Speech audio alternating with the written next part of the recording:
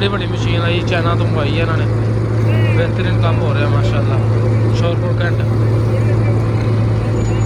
सर्दी काफ़ी है पर इतने सुकून है तो नेगा।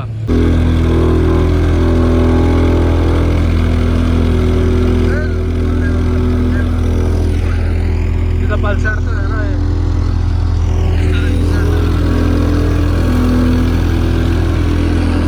सारी ज़मीन ही हिलती है, सारी ज़मीन ही हिलती है। बड़ी सफलता है।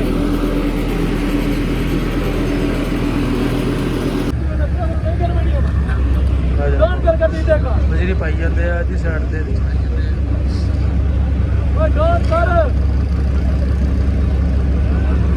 वो ट्रैक आया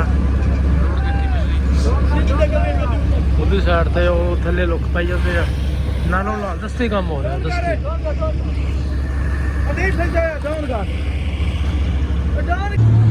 लो जी भरावो दोस्तों माशाल्लाह शोरपुर का मेन चौक ने सिटी चौक बन रहा है बड़ा बेहतरीन करके मशीन लगियां हुई तो ये पा रहे हैं मजरी वगैरह हर शह कारपेट बना रहे हैं। बड़ा बेहतरीन रोड बन रहा है। यह चौक बड़ा खुला हो गया। सारी दुकाना चक ली इधरली साइड की दुकाना चकती हैं चक चुक के रोड खुला कर देता है। चौक खुला कर देता है। इतने बड़ा सिस्टम लगना है लाइटिंग वगैरह हर शह ओके करके लगनी है। बाकी कोले चलते हैं राबता करो मैंने राबता करो मैं फिर आ जाना माशाल्लाह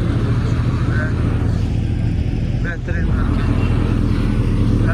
बड़ी बड़ी मशीन लगी हुई हैं। बाकी चलते तो नेड़े दिखाते हैं जाके।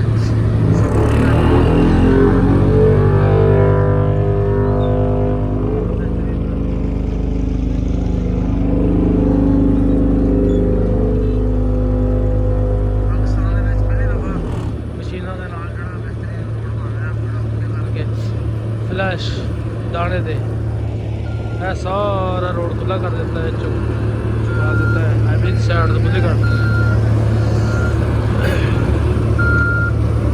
बिजली पाई जाते हैं बनाई जाते हैं बड़ा देखा जाता है।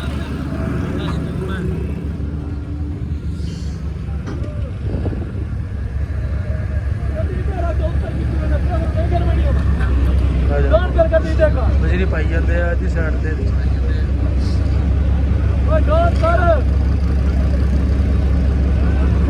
वो ट्रैक आया उधर साइड से, वो थले लुक पाई जाते हैं। नालों नाल दस्ती काम हो रहा है दस्ती।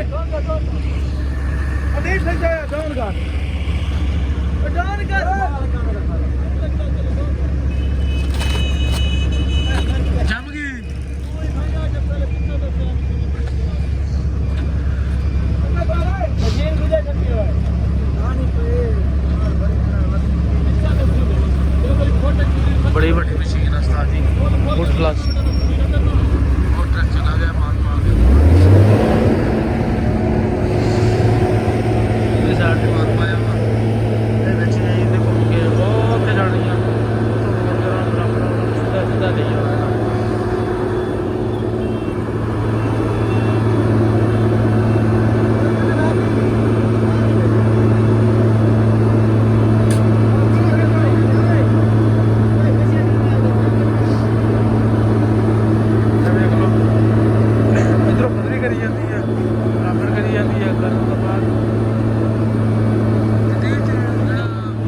सारा दिन मजदूर लगे रहते थे ना, वो काम नहीं है माशाल्लाह। सोहना काम हो रहा बड़ा बेहतरीन करके लेवल एक हो गया गुड काम हो रहा। जितने जगह रह जाती है उत्थे भाई उड़ियाँ करते सेटअप उत्ते वो रुला चढ़ना वा वो वाला रुला। सारा चौक भी बड़ा खुला करता है बड़ा बेहतरीन करता है। नज़ारा बहुत बन गया है।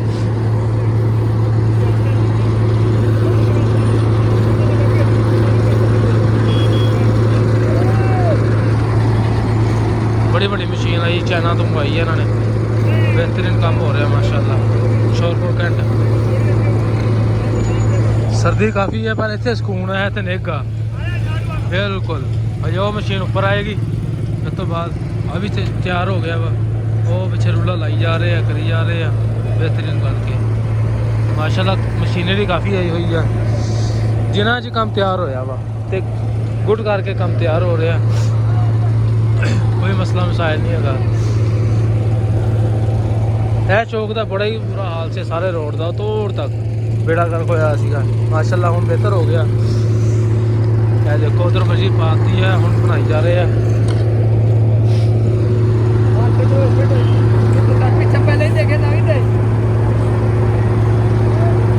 ਨਾਲੋਂ ਨਾਲ ਸਾਰਾ ਕੁਝ ਹੋ ਰਿਹਾ ਓਕੇ ਕਰਕੇ ये गड़ियां तो नहीं लगनियां के उससे बातें